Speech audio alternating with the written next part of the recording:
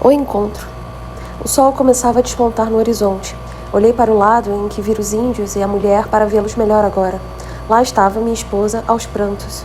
Os índios também davam gritos de dor com a visão da chacina. Aproximei-me dela. Tinha um rosto sofrido, mas ainda era bela. Estava mais amadurecida com o sofrimento que passara. Eu procurei tocá-la, mas ela me repeliu com um grito de horror. Afaste-se de mim, seu assassino. Não sou assassino. O homem que causou esta selvageria está morto. Acabei de matá-lo pelo que fez. Que adianta tê-lo matado se os mortos não vão reviver? Eu não ordenei isto, acredite-me.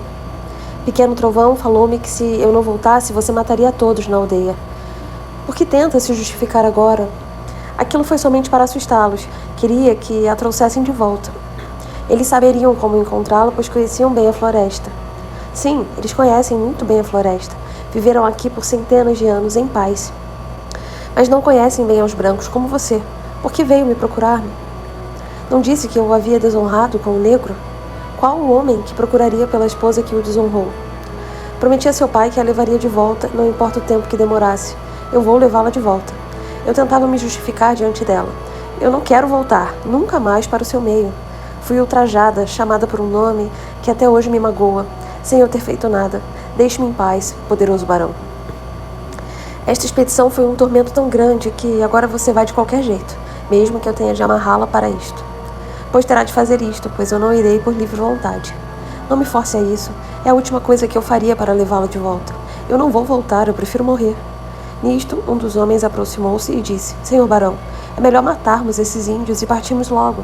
Os homens já estão ficando impacientes com a sua demora. Faça o que achar melhor, homem. Eu já não me incomodo com mais nada.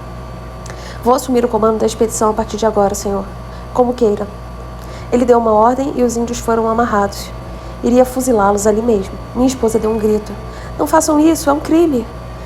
Eu nada falei, apenas fiquei observando a movimentação dos homens. Ela tornou a falar. Não permita isto, eu lhe imploro. Eu voltarei com você caso deixem que eles vivam.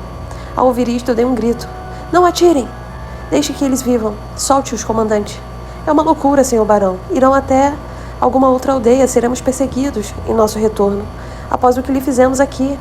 Então amarre-os bem, para que possamos nos afastar desta região sem sermos molestados. Fizeram isso e depois partimos. O silêncio reinava entre os homens. Penso que eles despertavam do pesadelo em que haviam sido protagonistas. Isso pesava em suas consciências e quebrava a moral de todos. Eu ia à frente com a minha esposa ao lado. Não trocávamos palavras. Centenas de mortos, inocentes pagando por um erro estúpido de minha parte. Tudo era consequência de um plano maldito desde o início, engendrado por mim para me vingar de uma esposa não virgem. Que loucuras eu havia cometido por causa de um preconceito mesquinho. Em breve chegamos a um lugar onde havíamos deixado nossas bagagens. Apanhamos tudo e continuamos a caminhada. Quando chegamos nas canoas, fizemos uma rápida refeição e partimos. A volta foi mais difícil, pois agora remávamos contra a correnteza. Navegamos até o entardecer. Quando o sol já se punha no horizonte, paramos à margem do rio num lugar de fácil acesso. O cozinheiro preparou o jantar. Todos estávamos em silêncio. Não havia mais as brincadeiras ou as gargalhadas da ida. Todos experimentavam um gosto amargo da louca aventura. Sim, que loucura. O saldo da expedição tinha sido uma aldeia inteira chacinada. Aquilo pesava em minha consciência como nada até aqueles dias. Não consegui esquecer a cena dos homens varando os corpos dos indígenas já feridos. Matar alguém numa luta eu aceitava como normal, mas aquilo não. Já era noite quando todos se preparavam para dormir. Alguns ficariam vigiando. Tínhamos que descansar, pois agora era cansativo remar. Já não tínhamos mais tanto peso nas longas canoas, mas isso não facilitava em nada a nossa volta, principalmente porque o rio, naquela região, tinha uma forte correnteza. Eu, como estava com a minha esposa, afastei-me dos homens. Temia que viessem a fazer com ela o que fizeram com as outras brancas e índias. Alguns haviam se apossado das poucas brancas que trazíamos de volta e isto deixou os outros com olhos de desejo incontido. Quando estávamos afastados do grupo, estendi uma manta embaixo de uma árvore com galhos até o solo. Poderíamos ficar ali durante a noite, sem sermos vistos do acampamento. Ia deitar-me quando ela me pediu para acompanhá-la até a margem do rio. O que você quer fazer lá? Preciso lavar-me. Fazem 4 dias que não passo uma água no corpo. Sinto-me imunda. Eu não me lavo há semanas também. Eu vou com você. Preferia entrar na água sozinha. Fique tranquila, não vou incomodá-la. Eu havia entendido sua insinuação. Como a lua iluminava tudo com seu clarão, margeamos o rio até uma curva. Ali não nos veríamos tomando banho. Havia levado minhas armas, tirei-as e as roupas, deixando-as encostadas no tronco de uma árvore. Entrei na água e lavei-me bem. Ela fez o mesmo. Fiquei observando seu corpo. O luar prateado tornava mais bela ainda. Apesar de tudo que havia passado, ela estava mais bonita do que nunca. A visão me despertou o desejo. Aproximei-me lentamente e a envolvi com os braços. Você prometeu não me incomodar. Eu não posso conter os meus desejos. Faz tanto tempo que não toco em um corpo feminino que não posso resistir. Eu não quero ser incomodada, Barão. Ao menos deixe-me abraçá-la um pouco. Apenas isso e já me darei por satisfeito. Tenho sofrido com sua ausência. Agora é muito tarde para lamentar minha ausência. Devia ter acreditado em mim quando eu falei que não sabia da presença do negro em nosso leito. Eu acredito em você agora. Agora outros já me possuíram contra a minha vontade. Isso não me incomoda mais? Não. Tampouco me incomodo por não ter se casado virgem comigo. Tudo é passado, ela se ofendeu. Mas eu já lhe jurei que era virgem quando casei com você. Homem algum havia tocado em mim até então. Então como explica a ausência de sangue? Não sei como explicar, apenas posso lhe dizer que assim como o negro não me tocou, outro além de você jamais havia me tocado. Agora deixe-me, eu não quero continuar com essa conversa. Eu não falarei mais nisso, eu prometo. Agora deixe-me amá-lo um pouco. Não faça isso, por favor, não me force. Eu não tenho vontade. Mas mesmo contra sua vontade, eu a possuí, ali à margem do rio. Quando eu me separei dela, ouvi soluços. Ela chorava baixinho. Tentei consolá-la sem sucesso. Já nos vestíamos quando ouvi gritos de guerra misturados a gritos de desespero. Vesti-me o mais rápido possível e apanhei minhas armas. Ela também vestiu-se rapidamente. Fique aqui, que eu vou ajudar os homens. Pelos gritos, devem ser muitos índios. Eu vou com você, eu não quero ficar sozinha. Está louca? Na luta podem matá-la também. Eu não me incomodo de morrer. Seria uma bênção divina se isso acontecesse. Não me matei somente porque não tive coragem de fazê-lo. Mas eu me incomodo. Eu não vou permitir que nada de mal lhe aconteça. Fique aqui, em silêncio. Quando tudo estiver calmo, voltarei para apanhá-la. Saí correndo em direção ao local da luta. Ao chegar próximo, vi corpos boiando no rio. Acautelei-me mais, pois eram corpos de homens da expedição. Quando me aproximei o suficiente, assustei-me com o que vi. Centenas de índios massacravam os meus homens. Fiquei oculto vendo a luta. De nada adiantaria entrar, pois já não restavam mais homens lutando, apenas se defendendo dos golpes. Uns 10 minutos depois, já não havia mais ninguém vivo. O alarido dos índios era ensurdecedor. Comemoravam a vitória. Eu me afastei sorrateiro, parei na árvore em que tinha estendido a manta e apanhei-a. Logo estava junto de minha esposa. Agarrei-a pelo braço e tirei-a da margem do rio. O melhor era ficar oculto até que eles se afastassem. Passaram algumas horas até isto acontecer. Do lugar em que estávamos, víamos os corpos dos homens deslizarem sobre as águas do rio. Quando percebi que tinham se retirado, tornei a me aproximar do local da luta. Dentro um pouco, amanheceria e eu esperava que tivéssemos deixado algo que nos servisse em meia floresta. Achei algumas bolsas de pólvoras e chumbos. Apanhei-as todos e guardei-as numa mochila que haviam deixado para trás. Achei algumas sacolas de alimentos também. Vi arcos e flechas, seriam úteis para o caso de ter que caçar algum animal sem fazer barulho com a arma de fogo. Ao fim de minha busca, achei que daria para voltarmos sem muitos tropeços. Ajeitei tudo num barco e remei até a curva do rio. Encostei-o na margem e fui buscar minha esposa. Ao chegar ao local em que havia deixado, ela não estava mais lá. Assustei-me. Onde teria ido? Procurei-o ao redor e nada. A manta estava onde eu havia deixado, mas e ela? O que teria acontecido? Ainda passei um bom tempo à sua procura. O desespero tomou conta de mim. Depois de todo o esforço, eu a perdi novamente. Será que algum índio a teria capturado? Foi com isto em mente que arrastei o barco para um lugar seguro e o cobri em galhos. Voltei para o ponto da luta e segui os rastros dos índios. Não foi difícil segui-los, pois havia uma trilha por onde passaram. Andei uns 6 quilômetros e avistei a aldeia. Com muita cautela fui me aproximando.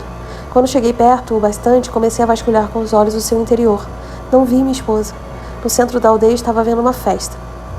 Comemoravam a vitória contra os brancos.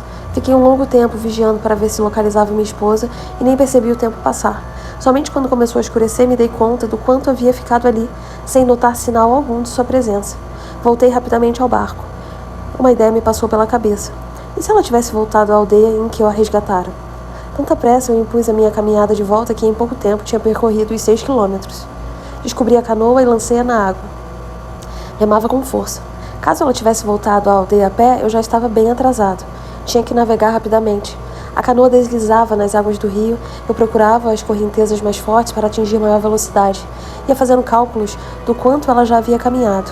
Andar beirando o rio era a única alternativa para ela, caso contrário se perderia na floresta. Eu ia observando tudo à margem. Apesar de ser noite, a lua cheia clareava as margens. Quando cheguei ao local onde havíamos ocultado os barcos anteriormente, fiquei observando se ela estaria ali. Nada, nem sinal de sua presença. Escondi a canoa e apanhei minhas armas. Segui a picada que havíamos feito e ao amanhecer chegava na aldeia. Não entrei em seu interior, apenas me encostei numa árvore para descansar um pouco e fiquei vigiando. Os índios continuavam amarrados no centro da aldeia. Ela não havia chegado ali ainda. Procurei não dormir, pois o cansaço tomava conta do meu corpo. Fiquei umas 2 ou 3 horas vigiando, até que vi uma pessoa aproximar-se. Era ela que chegava à aldeia. Amei o arcabuz e fui me aproximando sorrateiro. Quando ela chegou perto dos índios, eu a surpreendi por trás. Então quer dizer que dezenas de homens morreram por sua causa e você volta para estes miseráveis? Você não compreende que eu não quero mais voltar para Santos? Prefiro viver aqui a suportar a humilhação por algo que eu não cometi. Eu sei que você não cometeu erro algum. Quando me dei conta do que havia dito, ela já me indagava. Você sabe que eu não cometi erro algum? Conte-me, como você sabe? É que eu acredito em sua palavra. Sofri muito com sua partida, não vê isso? Não foi isto que eu entendi em suas palavras há pouco. Você sabe de algo mais e está escondendo de mim? Se eu lhe contar toda a verdade, você volta comigo? Conte-me, depois eu decido. Antes, deixe-me soltá-los. Estão quase mortos. Não! Só lhes dê água para matar a sede, depois nós os soltaremos. Ela deu água aos índios. De fato, eles estavam em péssimo estado. Permiti que os soltassem das estacas. Ficaram com as mãos atadas. Está bem, assim sofrerão menos. Por que se preocupa com eles? Eu gosto deles. São amigos meus e me tratam bem. Como você veio parar aqui? Eu não conseguia dormir após o ocorrido naquela noite horrível. Levantei-me e saí do quintal da paróquia. Estava absorta em meus pensamentos quando fui surpreendida por mãos que me taparam a boca. Não pude emitir o menor grito de socorro. Uma pancada na cabeça me desacordou. Quando recobrei os sentidos, eu já estava no alto da serra, muito longe de Santos. Era dia e eu me assustei quando me vi em meio a índios. Quem são vocês? O que querem comigo? Perguntei. Nós viemos em busca de irmãos nossos que foram feitos escravos por bandeirantes. Chegamos tarde, pois já foram levados para longe. Quando voltávamos, vimos você e a trouxemos juntos. Não vamos matá-la se ficar quieta. Leve-me de volta, pedi. Não, você vai conosco. Caso algum branco se aproxime, nós o ameaçamos com a sua vida. Mas eu não lhes fiz nenhum mal, isso não é justo. Você é uma branca, isso é o bastante. Outros estão indo também. E assim fui trazida para cá. Foram semanas de viagem até um rio que nasce no Planalto. De lá viemos em canoas até aqui. Eu fui muito maltratada durante a viagem. Disputavam a minha posse como mulher todas as noites. Foi horrível. Por fim, um deles me tomou como esposa. Acabei aceitando a situação, pois eu não tinha outra alternativa. E além do mais, minha gravidez de você já estava ameaçada. Você estava grávida quando tudo isso aconteceu naquela noite? Até então eu não sabia de nada, pois nada entendia. Mas quando percebi, comecei a me preocupar. Aceitei a companhia do índio, pois assim poderia ter o meu filho com algum conforto. Há 3 meses atrás ele nasceu. Eu fugi com ele quando vocês foram vistos se aproximando. Foi por isso que voltei. Quero ficar com o meu filho. Mas onde ele está agora? Com uma índia amiga. Ela está tomando conta dele para mim. É longe daqui? Não. Eu gostaria de ir pegá-lo. Poderia me contar agora como sabe que eu não menti naquela noite? Enquanto conversávamos, achei uma boa história para enganá-lo. Um dos escravos me contou que, quando meus amigos e eu chegamos em casa, o negro tinha acabado de entrar. Além do mais, você não estava realmente despida quando eu a encontrei. Não poderia ter se vestido em tão pouco tempo e fingido que dormia, pois não fiz barulho ao entrar em casa. É por isso que vim atrás de você. Eu quero-a de novo comigo. Vá buscar nosso filho para voltarmos ao Planalto. De lá voltaremos a Santos e depois partiremos para Portugal. Ela foi atrás do filho. Eu fiquei ali esperando e alimentando os índios. Um deles pediu para libertá-los, para que pudessem enterrar seus mortos que já cheiravam mal. Concordei e logo eles começaram a enterrá-los. Quanta gente morta por um erro meu. Meu Deus, perdoe-me por tudo isso. Foi tudo uma loucura, meu pai. Exclamei ao ver os corpos e mais corpos sendo enterrados. Mais tarde, ela voltou com a criança. Era um belo e forte menino. Ela foi até os índios e se despediu. Um dos corpos enterrados era do índio que havia sido seu companheiro. Partimos em seguida. Após chegarmos ao local onde estava a canoa, preparei algum alimento. Descansamos até tarde da noite. Mais ou menos 2 horas depois, lancei a canoa na água e comecei a remar. Ela me ajudava com o remo. Navegávamos durante a noite e descansávamos durante o dia, pelo menos até sairmos daquela região hostil. Isto durou 2 semanas. Quase não rendia navegar à noite. As flechas que eu havia apanhado ajudaram-nos nestes dias, pois caçava com elas e assim passamos despercebidos por toda a região. Consegui aproximar-me dela novamente. Se antes eu não a amava, agora eu não podia ficar sem ela. Como era possível isso? Cheguei a odiá-la por não ser uma moça virgem e agora não largaria ela por nada nesse mundo. Se ela gostava de mim ou não, nunca o disse, mas acho que me aceitava, afinal. Éramos 2 criaturas com uma brutal diferença de idade. Ela com 15 para 16 anos e eu com 40 e tantos, mas isso só a tornava mais especial para mim. Como eu a amei naqueles dias. Por fim, chegamos ao mais avançado vilarejo de brancos. Todos vieram ver quem éramos. Eu me apresentei. Eu sou o barão de tal e esta é minha esposa. Pensávamos que o senhor tivesse morrido. Quase, mas por um milagre escapei do massacre de minha expedição. Contei-lhes mais ou menos o ocorrido. Ficamos ali por 2 dias e depois partimos rumo a São Paulo. Fomos acompanhados até lá. Quando já estávamos instalados em minha casa, nosso filho adoeceu. Nada cortava sua febre. 3 dias depois, ele faleceu.